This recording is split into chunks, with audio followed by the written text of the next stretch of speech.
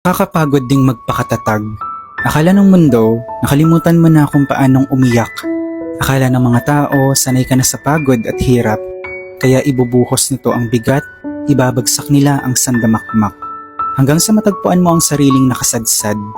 Walang makakaalam, walang maglalakas loob na magpatahan.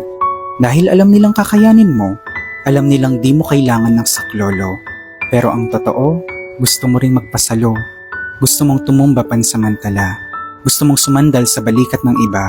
Magbuhos ng luha, tanggalin saglit ang bigat at saka huminga. Gusto mo ring maging mahina, kahit sandali lang. Gusto mong maranasan ang pagkalinga, ang pag-aalala, ang pag-aalaga. Kahit minsan lang, gusto mo ring ikaw muna ang isalba.